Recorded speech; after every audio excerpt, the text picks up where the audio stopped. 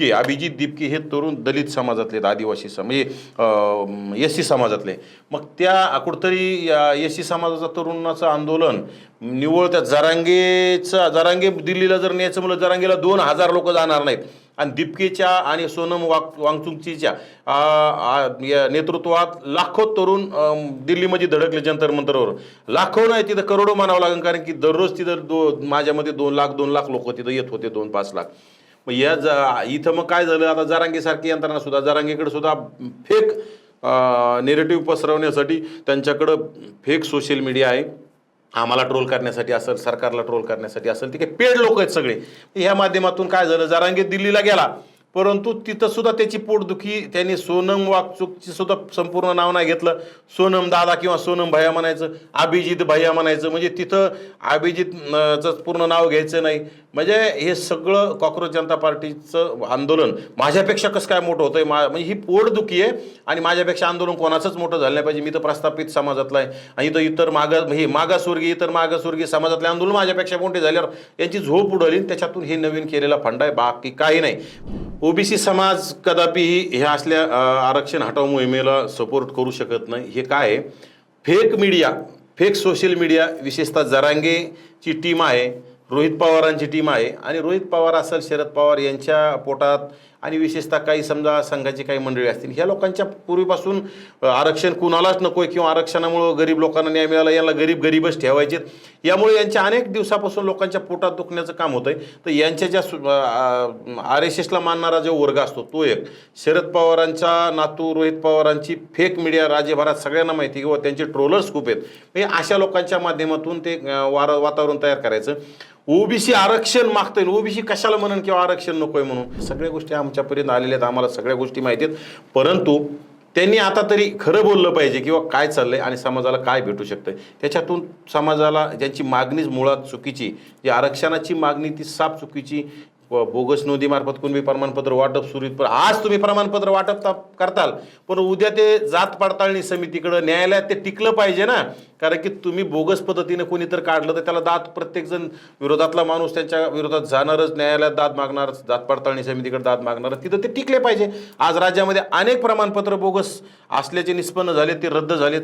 मग अशी येणाऱ्या काळात नुसते प्रमाणपत्र काढून त्याच्यासाठी खर्च करून अधिकाऱ्यांना पैसे देऊन यांचा काही फायदा होणार नाही. आणि जरांगेचं आंदोलन पूर्ण म्हणजे आता त्याचा सगळा बुरखा टारा फाटलेला, ते आंदोलन फक्त प्रस्थापितांसाठी चाललेला खटाटोप आहे, बाकी काही नाही. नमस्कार, मी आपल्या सर्वांचा मित्र अक्षय ताठे. खरं तर महाराष्ट्रात सध्या आरक्षणाची चर्चा परत एकदा सुरू होतीये. मनोज जरांगे पाटील यांनी 29 ऑगस्टला पुन्हा एकदा शेवटची लढाईचं आश्वासन दिलंय. एक तर मी जाईल, नाही तर सरकार जाईल, अशा पद्धतीचं त्यांचं आव्हान आहे.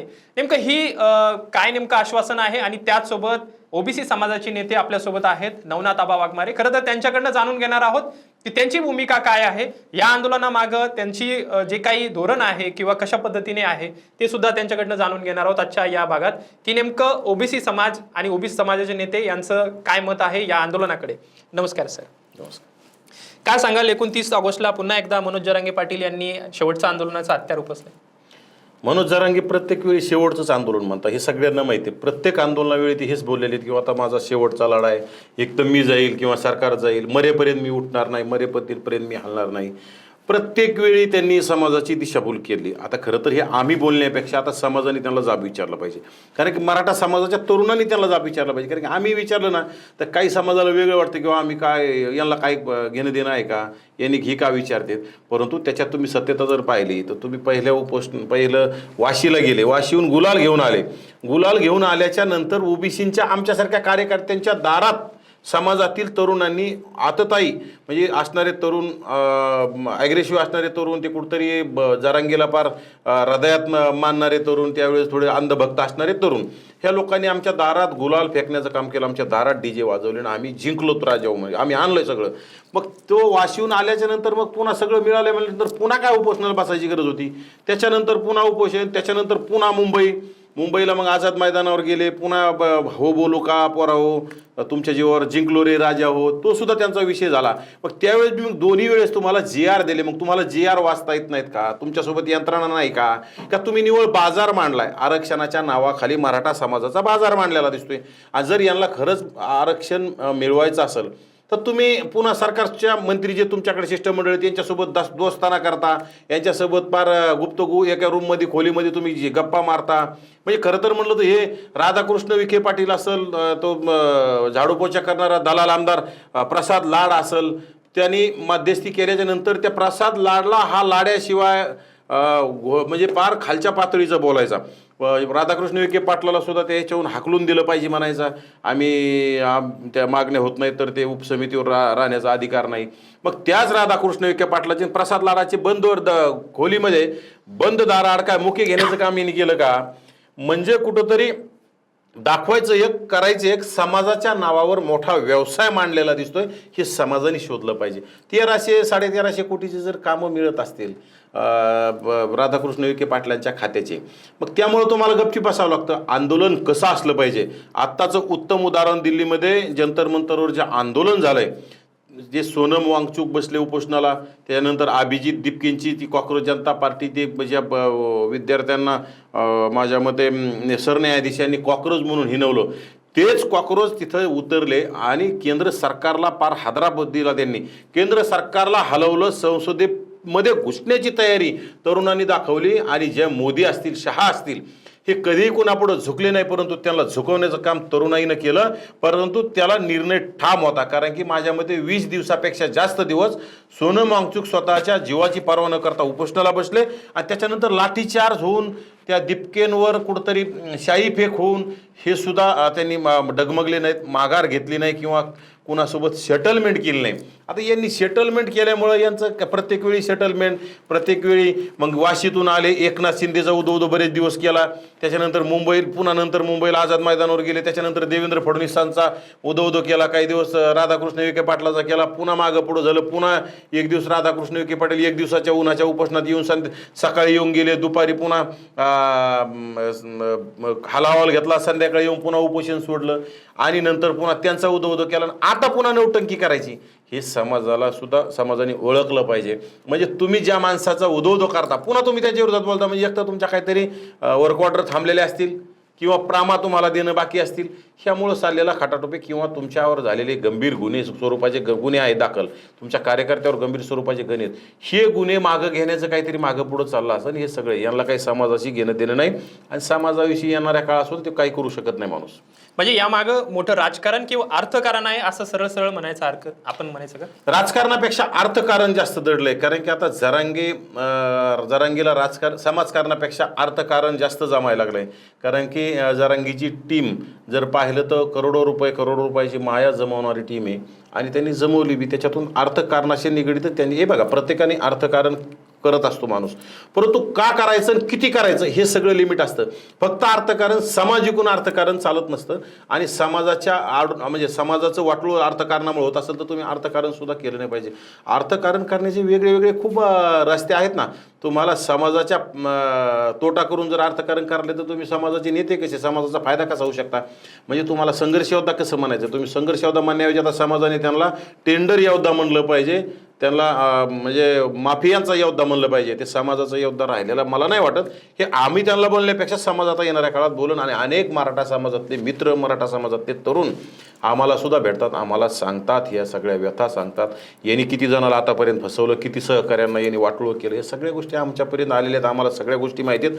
परंतु त्यांनी आता तरी खरं बोललं पाहिजे किंवा काय चाललंय आणि समाजाला काय भेटू शकतं. त्याच्यातून समाजाला ज्यांची मागणीच मुळात चुकीची, जी आरक्षणाची मागणी ती साफ चुकीची, बोगस नोंदीमार्फत कुणबी प्रमाणपत्र वाटप सुरू, पण आज तुम्ही प्रमाणपत्र वाटप करताल, पण उद्या ते जात पडताळणी समितीकडं, न्यायालयात ते टिकलं पाहिजे ना.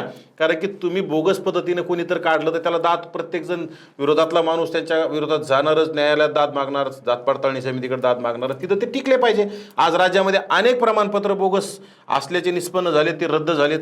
मग अशी येणाऱ्या काळात नुसते प्रमाणपत्र काढून त्याच्यासाठी खर्च करून अधिकाऱ्यांना पैसे देऊन यांचा काही फायदा होणार नाही. आणि जरांगीचं आंदोलन पूर्ण म्हणजे आता त्याचा सगळा बुरखा टाराटारा फाटलेला, ते आंदोलन फक्त प्रस्थापितांसाठी चाललेला खटाटोप, बाकी काही नाही.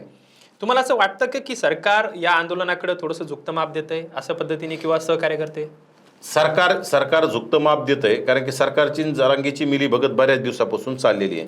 म्हणजे सरकारला काय वाटतं किंवा विनाकारण आपलं सरकार टिकवण्यासाठी राज्यात वाद नको, जरांगेकडे काय हा 200-500 लोक ते वाळू माफिया गुटखा माफिया आहेत हक्काचे, मग त्यांना आदेश दिले की ते आपले 10-5 लोक गोळा करून आपले 1000-2000 लोक गोळा करतात, उद्रेकी लोक आहेत ते सगळे, म्हणजे ते गुंड प्रवृत्तीचे असल्यामुळे त्यांच्यावर फार तडीपारीचे सुद्धा गुन्हे असणारे गुंड प्रवृत्तीचे लोक असल्यामुळे हे रस्ते अडवणं, शासकीय संपत्तीचा नासधूस करणं, असे अनेक वेळा सातत्यानं ते करत राहतात. म्हणून सरकारला वाटतं कुठेतरी स्थिर राहण्यासाठी जरांगेला गोंजारण्याचं ते काम करतात.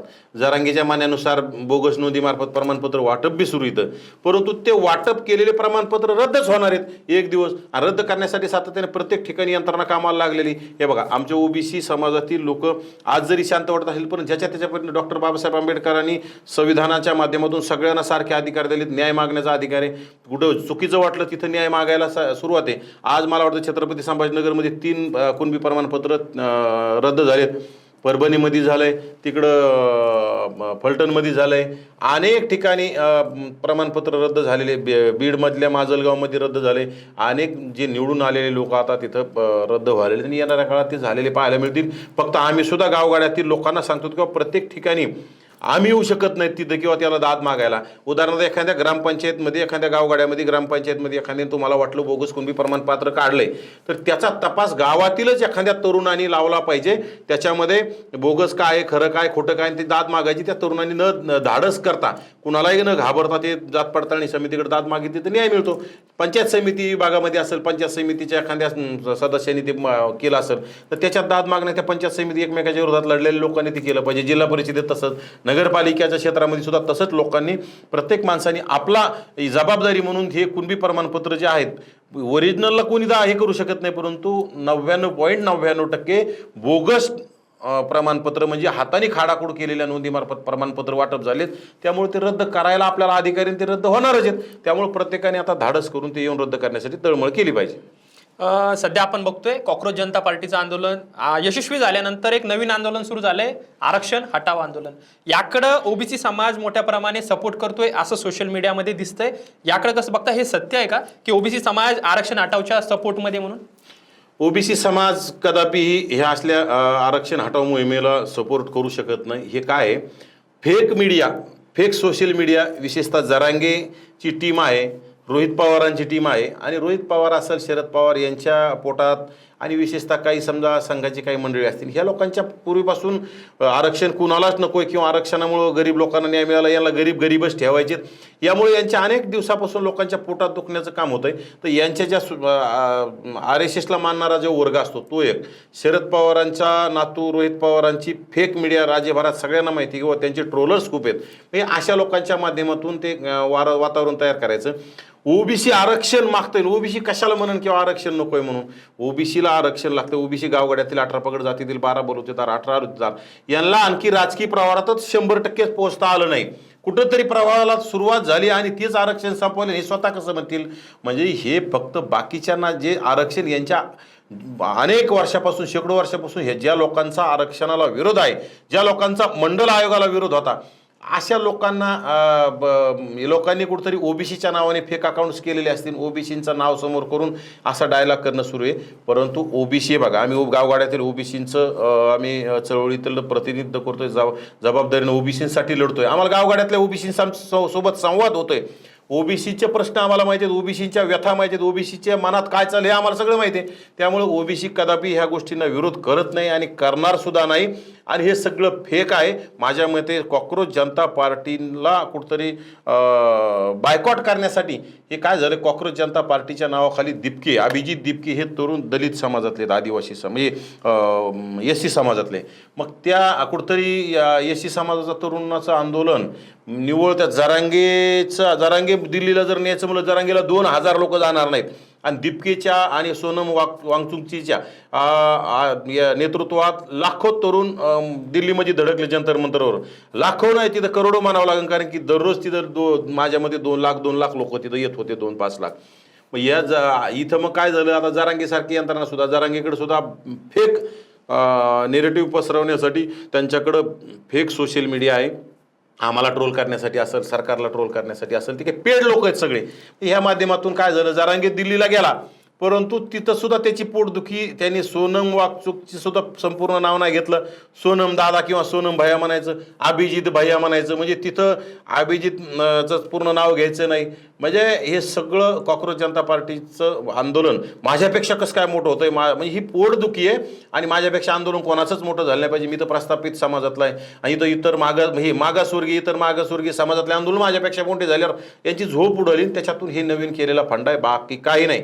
त्या आरक्षण हटाव मोहिमेला ओबीसींचा विरोध, म्हणजे आरक्षण हटाव ओबीसी म्हणू शकत नाही, ना आदिवासी म्हणू शकत नाहीत, ना दलित म्हणू शकत नाहीत, कोणीही म्हणू शकत नाही. सर्वांना आरक्षणाची गरज आहे. सर्व आज सुद्धा त्यांच्या व्यथा जर तुम्ही त्यांच्या वाड्या वस्त्यावर जाऊन पाहिलं तर आपण बघितल्यावर कळलं की त्यांच्या व्यथा काय, त्यांना आरक्षणाची नितांत गरज आहे. खरं तर ओबीसींना स्थानिक स्वराज्य संस्थेमध्ये कुठेतरी आरक्षण मिळतंय, तर त्याप्रमाणे जिल्हा हे विधानसभा लोकसभेमध्ये सुद्धा 100% मंडळ आयोग लागू झालं तर मिळू शकतं.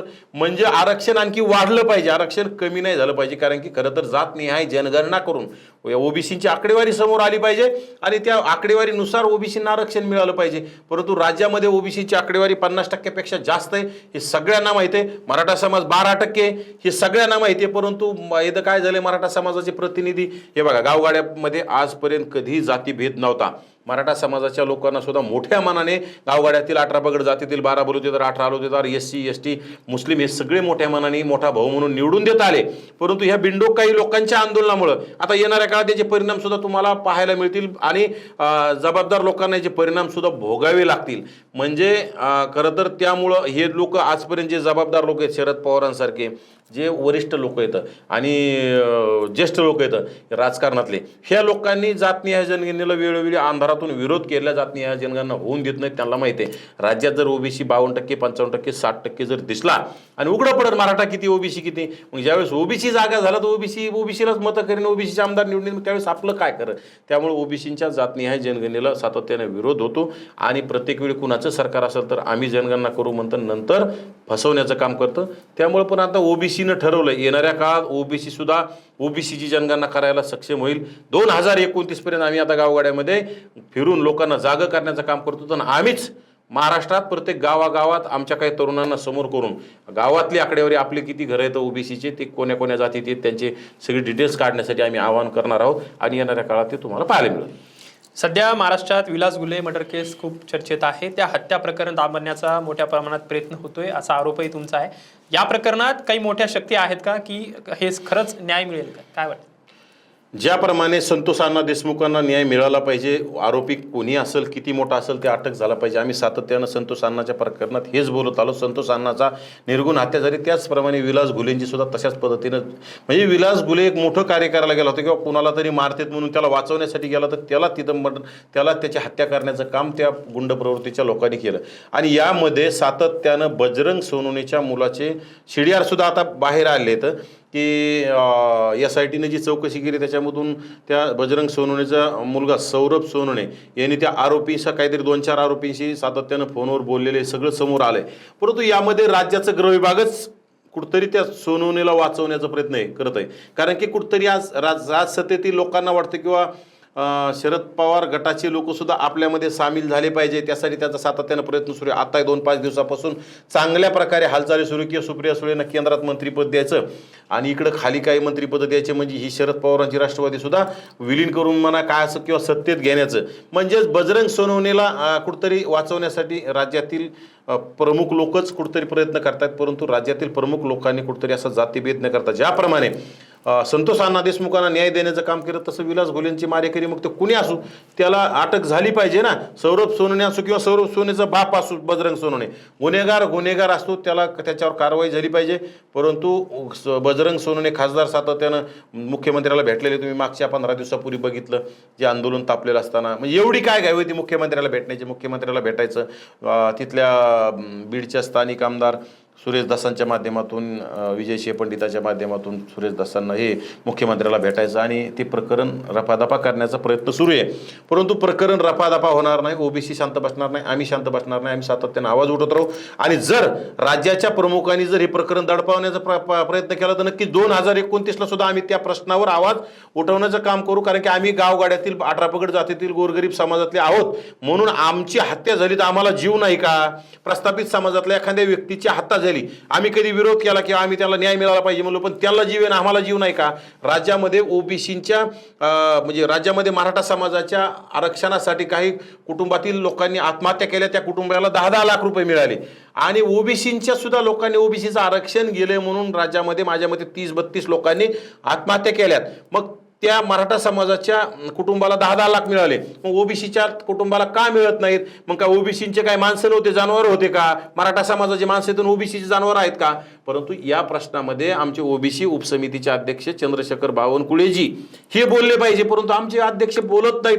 हे कुणाला घाबरताय, कुणाला दाबताय? आणि मला तर वाटतं ज्यांना भीती वाटते त्यांनी पदं घेतले नाही पाहिजे. समाजाचे पदं घेऊ नका, जे बोलतंय तशा माणसाकडे दिले पाहिजे. बावनकुळे साहेबांनी ह्या प्रश्नावर सातत्यानं बोललं पाहिजे, कारण की ओबीसींचे आत्महत्याग्रस्त कुटुंबियाला न्याय मिळाला पाहिजे, त्यांना 10-10 लाख रुपये. आम्ही तर म्हणतो मराठा समाजाच्या आत्महत्याग्रस्त कुटुंबियाला 10 लाख नाही 25 लाख दिले पाहिजे, ओबीसीवाल्याला 25 लाख दिले पाहिजे, कारण 10 लाख ही तुटपुंजी मदत आहे. 25-25 लाख रुपये कमीत कमी दिले पाहिजे, परंतु सगळ्यांना सारखा न्याय पाहिजे. मग मी म्हणतोय एसी समाजातल्या काही लोकांनी सुद्धा आरक्षण असेल कुठल्या महत्त्वाच्या विषयावर जर त्यांनी आत्महत्या केली, त्या लोकांना एसी असेल एसटी असेल सगळ्याला हे असे काही नियम सगळ्यांना सारखे लागू झालेपर्यंत इथं काय व्हायला लागले? फक्त प्रस्थापितांना वेगळा न्याय आणि विस्थापितांना वेगळा न्याय हे सातत्यानं पाहायला मिळते. निवडणुका आले की ओबीसी आमचा DNA म्हणायचं, निवडणुका झाल्या की त्याच ओबीसीचा केसानी गळा कापायचा, ओबीसीचं वाटोळं करायचं. मनोज जरांगे पाटलांनी कालच्या या सभेमध्ये मराठा समाजाला मंत्रालय पाहिजे, जसं ओबीसी समाजाला मंत्रालय आहे, अशा पद्धतीने मागणी केली. याकडे कसं बघता? मराठा समाजाला मंत्रालय म्हणजे का गरज आहे मराठा समाजाला? राज्यामध्ये 29 मुख्यमंत्र्यांपैकी 23, 24, 25 मुख्यमंत्री आजपर्यंत मराठा समाजाचेच झाले. त्याच्यानंतर राज्यामध्ये जास्तीत जास्त मंत्री मराठा समाज असतात, प्रमुख जबाबदार आणि प्रमुख खात्याचे मंत्री सुद्धा मराठा समाज असतात. राज्यात आज 2 उपमुख्यमंत्री मराठा समाजाचे, सुनेत्राताई आणि एकनाथ शिंदे. मग तिथं राज्यामध्ये 55-60% असणाऱ्या ओबीसी समाजाला उपमुख्यमंत्री का मिळू शकत नाही? म्हणजे ओबीसीला चिल्लर राहिलेले पद द्यायचे, म्हणजे ओबीसीची फक्त तोंडाला पानं पुसायचे, ओबीसीची बोळवण करायची, चिल्लर चालर खात्यामध्ये समाधानी मानायचं. करा ना, ओबीसीच्या एखाद्या एकनाथ शिंदेचं खातं काढून शिंदे गटाचा एखादा ओबीसी असेल त्याला उपमुख्यमंत्री करा, किंवा सुनेत्राताईचं उपमुख्यमंत्री पद एखाद्या ओबीसीतल्या एखाद्या माणसाला देऊन टाका ना, काय फरक पडतोय? परंतु ते होणार नाही. म्हणजे तुम्हाला उपमुख्यमंत्री तुम्हालाच पाहिजेत, प्रमुख मंत्रीपद तुम्हालाच पाहिजेत आणि पुन्हा ओबीसीसाठी ओबीसीचं स्वतंत्र मंत्रालय, त्याच्या बाबतीत तुम्ही पुन्हा पोटदुखी निर्माण करायची, म्हणजे तुम्हाला ते बी पाहिजे. अरे तुम्हाला सारथीला भरघोस असा निधी आहे, आमच्या महायुतीला तुटपुंजा निधी. आमच्या महायुतीला जर लोकसंख्येच्या तुलनेत जर म्हटलं ना तर निधीच नसल्यासारखं आहे. सारथीच्या टोले जंग करोडो रुपयाच्या बिल्डिंग्स उभा झाल्यात, महायुतीच्या बिल्डिंग्स नाहीत. महायुतीच्या ऑफिस किरायाच्या भाड्याच्या रूम करून कुठंतरी जागा घेऊन तिथं मध्ये ऑफिस चालू सुरू येतं. त्यानंतर ओबीसीच्या महामंडळाला रुपये निधी नाही. अनेक 10-12 महामंडळ आहेत त्याला निधी नाही. म्हणजे त्यामध्ये महात्मा फुले महामंडळ असेल, वसंतराव नाईक असेल, गोपीनाथराव, असे अनेक महामंडळ आहेत त्याला निधी नाही. आणि इकडं अण्णासाहेब पाटील आर्थिक विकास महामंडळाला करोडो रुपयांचा निधी 25-25 लाख रुपये लाखो तरुणांना दिले, ते वसूल सुद्धा झाले नाहीत आणि ते वसूल होणार बी नाहीत मी सांगतो. आणि तिथं सरकार काही करणार बी नाही. सरकार तिथं पुन्हा लोटांगण घालण्याचं काम करेन. लाखो तरुणांनी 25-25 लाख रुपये उचलले, परंतु व्याजाचा सुद्धा परतावा होत नाही, त्याचा कोणी जाब विचारत नाही, विचारणार नाही. मग तुम्ही सारथीला जो निधी दिलाय आणि अण्णासाहेब पाटलाला विकास महामंडळाला जो निधी दिलाय 25-25 लाख तिकडे दिले, आम्ही म्हणत नाही 30-30 लाख द्या, परंतु इकडे काय ओबीसीचे तरुण काय जनावर आहेत का? म्हणजे मराठा समाजाच्या तरुणांना तुम्ही देताना ओबीसीच्या तरुणांच्या तोंडाला पानं पुसता, हे अजिबात चालणार नाही. हे राज्य सरकारचा दुजाभाव ओबीसीच्या डोक्यात येतोय, ओबीसीच्या लक्षात येतोय आणि येणारा काळ हा ओबीसी नक्कीच जे ओबीसी ठरविल ते सरकार येणार. सरकारने दुजाभाव केला, आणखी वेळ गेलेला नाही, परंतु अद्याप राज्य सरकारनं ओबीसीना न्याय देण्याचं काम करावं. राज्यामध्ये बोगस नोंदीमार्फत कुणबी प्रमाणपत्र वाटप सुरू आहेत, लाखो प्रमाणपत्र वाटप सुरू आहेत. त्याचा सह्याद्रीवर मुख्यमंत्री महोदयांच्या उपस्थितीमध्ये दोन्ही उपमुख्यमंत्री त्यावेळेस तत्कालीन उपमुख्यमंत्री स्वर्गीय अजितदादा पवार सुद्धा होते, एकनाथ शिंदे होते, छगनरावजी भुजबळ साहेब होते, अतुलजी सावे होते, बावनकुळेजी होते, वडेट्टीवार साहेबांच्या आग्रहास्तव ओबीसींचे बलदंड नेते विजय वडेट्टीवार साहेबांच्या कुठंतरी आग्रहास्तव ती बैठक लावली होती. त्यामध्ये आम्हाला आश्वासन दिलं होतं, मी स्वतः तिथं होतो, मी सुद्धा प्रश्न विचारले होते. तिथं आम्हाला जबाबदारीने सांगितलं होतं की ओबीसींच्या मधामध्ये जी घुसखोरी करणारे बोगस नोंदीमार्फत कुणबी प्रमाणपत्र काढलेत याची श्वेतपत्रिका काढू. ते श्वेतपत्रिका राज्य सरकार काढायला तयार नाही, आमचे उपसमितीचे अध्यक्ष बोलायला तयार नाहीत. म्हणजे ओबीसींचं फक्त वाटोळं, ओबीसींची राजकीय हत्या झालेलीच आहे. आता येणाऱ्या काळात ओबीसींची सामाजिक हत्येच्या दिशेनं राज्य सरकार पाऊल वाटचाल टाकतंय. आता तुम्ही म्हणतायत की ओबीसी समाजाला निधी नाही, ओबीसी समाजाची हत्या होतीये, परंतु भाजपचा पक्ष हा ओबीसीचा DNA आहे असं मुख्यमंत्री वारंवार सांगतात. त्याच्यानंतर केंद्रात सत्ता आहे, राज्यात सत्ता आहे, मग निधी मिळण्यात अडचण काय? हे फक्त ओबीसींचा वापर सुरू, ओबीसी आमचा DNA मानायचं. ओबीसी आमचा DNA म्हणल्याने काय ओबीसीचे पोट भरणार नाहीत. तुम्ही आमचा DNA म्हणूच नका आम्हाला, परंतु आम्हाला न्याय देण्याचं काम करा. देवेंद्रजी, आम्ही तुमच्याकडे आशेनं बघतोय. एक छोट्या समाजातला माणूस मुख्यमंत्री झाला, हे ओबीसीला आनंद झाला. कारण की गावगाड्यामध्ये आतापर्यंत प्रस्थापित समाजातलेच मुख्यमंत्री जास्त प्रमाणात झाले. एक हुशार तरुण आणि छोट्या समाजातला माणूस मुख्यमंत्री होतो, याचा ओबीसीला आनंद झाला. ओबीसीने भरभरून मतं दिले. त्यातल्या त्यात तुम्ही ओबीसी आमचा DNA म्हटल्याच्या नंतर विधानसभेच्या अगोदर ओबीसीला वाटलं देवेंद्रजी आपल्याला नक्कीच न्याय देतील. एकनाथ शिंदेकडून जो आपल्याला फटका बसलाय, एकनाथ शिंदेच्या काळात जे बोगस नोंदीमार्फत कुणबी प्रमाणपत्र वाटप झाले काही प्रमाणात, त्याचा आपल्याला बदला घ्यायचा असेल तर आपण आता देवेंद्रजींना राजसत्तेत CM पदाच्या खुर्चीवर नेऊन बसवण्याचं काम केलं पाहिजे. जरांगेचा सातत्यानं विरोध होता. जरांगे शरद पवारांच्या बाजूने होते, महाविकास आघाडीच्या बाजूने होते. त्यामुळं ओबीसीनं ठरवलं जरांगीची ताकद मोठी का ओबीसीची ताकद मोठी, मराठ्यांची ताकद मोठी का ओबीसींची. मग ओबीसीनं वन साईड भाजपला महायुतीला ताकद दिली आणि महायुती सत्तेत जाऊन बसली. भाजप हा राज्यातील 1 नंबरचा पक्ष बनला. परंतु आता सत्तेत बसल्याच्या नंतर तुम्ही ज्यांनी मतं दिले त्यांच्याच मुंडकीवर पाय देण्याचं, डोक्यावर पाय देण्याचं जर काम करत असेल तर काय निवडणुका पुन्हा होणारच आहेत. एका पाण्यानं देव म्हातारा होत नसतो, पुन्हा पुन्हा पाणी टाकायला जावंच लागणार आहे. त्यामुळे 2029 काही लांब नाही.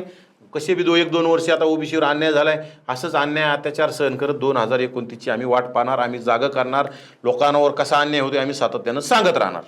29 ऑगस्टला जे काही निर्णायक लढा होणार आहे याकडं ओबीसी समाजाची भूमिका काय असणार आहे? आता हे बघा, 29 ऑगस्टचा लढा एकतर जरांगीला जे पाहिजे, जरांगीला खरं तर जरांगीला भाषा जरांगीची वरचीवर बदलत गेली.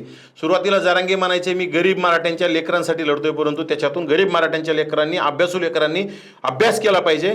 गरीब मराठ्यांच्या लेकरांना शिक्षण आणि नोकरीमध्ये आरक्षण हवं होतं.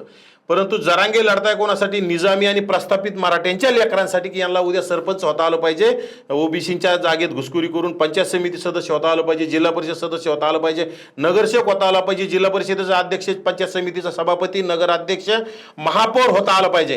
ह्या हिशोबाने निजामी प्रस्थापित मराठ्यांच्या इशाऱ्याने, त्यांच्या आशीर्वादाने, त्यांची रसद घेऊन यांनी आंदोलन सुरू केलं आणि गरीब मराठ्यांना फसवण्याचं काम केलं. गरीब मराठ्यांना जर आरक्षण द्यायचं असतं तर ओबीसीमध्ये घुसखोरून करून जाड ओबीसीचंच पोट भरत नाही आणि त्याच्यामध्ये हा पुन्हा 12-13% असणारा प्रस्थापित समाज जर त्याच्यात टाकला तर ओबीसीच्या वाट्याला काय राहणार, मराठा समाजाच्या वाट्याला काय येणार. अशी परिस्थितीने असताना पूर्वीचं जे EWS सारखं छान आरक्षण, चांगलं आरक्षण, ज्याच्यामध्ये तुम्ही आता बघता त्याचा कट ऑफ जर तुलना केली, MBBS असेल, तुम्ही कुठल्या याचा असेल, पोलीस भरती असेल, कुठल्या भरतीमध्ये जर तुम्ही त्याचा कट ऑफची तुलना केली तर EWS पास SC आणि किंवा STच्या तुलनेमध्ये EWSचा कट ऑफ आहे आणि ओबीसीचा कट ऑफ पार ओपनच्या लेवलला आहे. त्यामुळं ओबीसीमध्ये येऊन गरीब मराठ्यांच्या लेकरांचं वाटोळच केलं. या महाराजांनी यांनी फक्त याची गडगंज संपत्ती कमवण्याचं काम केलं, याच्या सहकार्याने गडगंज संपत्ती कमवण्याचं काम केलं आणि निजामी प्रस्थापित मराठ्यांना जसं वातावरण सूट होईल, म्हणजे एकनाथ शिंदे असेल, शरद पवारांना जसं वातावरण सूट करता येईल त्या पद्धतीने यांनी सातत्यानं करण्याचं काम केलं. मालकाचा जसा आदेश येईल तेवढी जेवढी चावी फिरवली तेवढंच त्यांनी हलवण्याचं, मान हलवण्याचं काम केलं. याच्या व्यतिरिक्त नाही, जेवढा आदेश येईल तेवढं काम करणार. आताचं सुद्धा हे जे 29 ऑगस्टचं आंदोलन आहे हे माझ्यामध्ये अभिजित दिपकेचं आंदोलन हे सर्वोत्कृष्ट आणि सर्वात मोठं आंदोलन देशातलं झालं, ज्याची दखल जगाने घेतली, जगाने त्याचा कुठंतरी कौतुक केलं आणि ज्या हुकुमशाहीच्या दिशेने चाललेल्या केंद्रातील सत्तेला हादरा देण्याचं काम अभिजित दिपकेच्या नेतृत्वात सोनम वांगचुक यांच्या नेतृत्वात झालं. परंतु सोनम वांगचुक आणि अभिजित दिपकेंचं श्रेय कमी करण्यासाठी 29 ऑगस्टचं कुठतरी घोषणा मालकाच्या आदेशानं, त्यामध्ये एकनाथ शिंदे असतील किंवा शरद पवारांच्या आदेशाने ह्या गोष्टी करणं सुरू आहे, बाकी काही नाही. परंतु अभिजित दिपके निस्वार्थ काम करताय, जरांगे स्वार्थी आहेत. त्यामुळे अभिजित दिपकेची जरांगेची तुलना होऊ शकत नाही. अभिजित दिपकेचं तरुणांनी आंदोलन खांद्यावर घेतलं होतं, ज्याप्रमाणे जरांगेच्या आंदोलनाला सुरुवातीला पहिल्यांदा सगळ्या मराठा समाज विशेषतः ओबीसीने सुद्धा पाठिंबा दिला होता, किंवा नोकरीत आणि शिक्षणात आरक्षण मिळालं पाहिजे त्याला ओबीसीचे सुद्धा तिथं 50% लोक होते. परंतु तुमची दररोज भाषा वेगळी येते, दररोज वेगळं बोलतात, दररोज तुमचे निर्णय वेगळे येतात, जसे मालकाची स्क्रिप्ट येईल तशी वाचण्याचं काम करता. दिपकेंच्या आंदोलनात, वांगचुकच्या आंदोलनात ह्या गोष्टी दिसल्या नाही. त्यांची दिशा ठाम होती आणि त्यांचे निर्णय अचूक होते, त्यामुळे त्याच्यामध्ये त्यांना यश मिळालं. जरांगीने किती आंदोलन केले, जरांगीला यश मिळणार नाही. फक्त ओबीसीचं वाटोळं झालंय, जरांगेच्या आंदोलनामुळे ओबीसीचं राजकीय वाटोळं झालंय, सामाजिक तर ऑलरेडी वाटोळं झालं, पण मराठ्यांचं सुद्धा वाटोळं करण्याचं काम आणि मराठा ओबीसी वाद लावून येणाऱ्या काळात तुम्ही जितकं आमच्या स्थानिक स्वराज्य संस्थेत जाण्यापासून आम्हाला थांबवताल, आमच्या ओबीसी समाज तुमच्या नेत्यांना विधानसभेत जाण्यापासून थांबेल, तुमच्या नेत्यांना लोकसभेत जाण्यापासून रोखल्याशिवाय आम्ही स्वस्थ बसणार नाही. तुम्ही आमच्या स्थानिक स्वराज्य संस्थेची आम्हाला पदं मिळवून देणार नाहीत, परंतु आम्ही तुम्हाला आमदारकी खासदारकी मिळवून देण्यापासून थांबवणार आहोत. आणि येणाऱ्या काळात ओबीसींना जागा करून जेवढे जरांगेच्या नादी लागलेले आमदार असतील, खासदार असतील, ह्या लोकांना घराचा रस्ता दाखवण्याचं काम करणार आहोत. ज्याप्रमाणे राजेश टोपे असेल, बच्चू कडू असेल, गेवराईचे आमदार लक्ष्मण पवार असतील, असे अनेक आमदार जरांगेच्या नादी लागले, हे पुन्हा कधीही आमदार होणार नाहीत. राजेश टोपेला आयुष्यात आमदार होता येणार नाही. ह्या लोकांना घराचा रस्ता दाखवण्याचं काम ओबीसीने केलं. त्याचप्रमाणे आता बी ज्याप्रमाणे बजरंग सोनवणे असेल, इकडं आष्टीचे सुरेश धस असतील, किंवा अनेक बीड जिल्ह्यातले माजलगावचे आमदार असतील, आणखी इकडे महाराष्ट्रातले कोणी येऊन जे भेटतायत, आमचे जालन्याचे खासदार त्यांना येऊन भेटतायत, अशा लोकांना घरी जावं लागणार आहे. ज्यांनी ओबीसीने तुम्हाला खांद्यावर घेतलं, डोक्यावर घेतलं, तुम्हाला मतं दिले, आणि तुम्ही जर ओबीसींच्या डोक्यावर पाय देऊन ओबीसीना दाबण्याचं काम करत असाल, जरांगेला रसद देत असाल, ओबीसीला संपवण्यासाठी जरांगेला ताकद देत असाल, त्याच्यामध्ये एससीचा आमदार नारायण कुचे सुद्धा आहे. नारायण कुचेचं सुद्धा ओबीसी त्याला सोडणार नाही. ओबीसीनं आता, कारण की शेवटी नारायण कुचेच्या पोटातलं ओठावर आलेलं पंकजाताईच्या विषयी सुद्धा बोलताना जबाबदारीचं त्याला भान राहिलं नाही. त्या पालकमंत्री आहोत आदरणीय पंकजाताई मुंडे यांना सुद्धा विरोध करण्याचं काम त्यांनी डीपीडीसीच्या जिल्हा नियोजनच्या बैठकीत केलं. त्यामुळे जे जरांगेच्या नादी लागले, ह्या लोकांना घराचा रस्ता दाखवण्यासाठी ओबीसीला सज्ज करणार आहोत. आणि ओबीसीच्या माध्यमातून प्रस्थापितांना, ज्यांनी आम्ही सगळ्या प्रस्थापितांना विरोध करत नाही, ज्यांनी आम्हाला विरोध केला, ज्यांनी आम्हाला संपवण्यासाठी खाटाटूप केला, त्यांना संपवण्यासाठी आम्ही सातत्यानं काम करत राहू आणि करत राहणार आहोत. निश्चितच खरं तर ही चर्चा थांबणारी नाहीये. अवघ्या अमूल्य वेळ, आजचा जो अमूल्य वेळ आहे तो सरांनी दिलाय. खरं तर ओबीसी समाजाचं जे काही भवितव्य आहे किंवा नेतृत्व आहे, याविषयी सविस्तर चर्चा आपल्यासोबत नवनाथ आबा वाघमारे यांनी केली आहे. खरं तर येणाऱ्या काळात 29 ऑगस्टला जे काही मनोज जरांगे पाटील यांचं जे काही आंदोलन होणार आहे, त्या आंदोलनात ओबीसी समाजाची नेमकी भूमिका काय आहे, आणि येणाऱ्या काळात जे काही विरोध आहे किंवा समाजाचं जे काही आर्थिक स्थैर्यकरण असेल, किंवा ओबीसी जनजागृती असेल, किंवा आरक्षण जे काही आहे त्याविषयी निश्चितच जनजागृती करण्याचाही मानस त्यांनी ठेवला आहे. आणि येणाऱ्या काळात ओबीसी समाजासाठी हक्काची लढाई लढण्याचाही नेतृत्व त्यांनी करणार आहे. खरं तर अशा आजच्या या विषयात अमूल्य वेळ दिला त्याबद्दल खरंच धन्यवाद.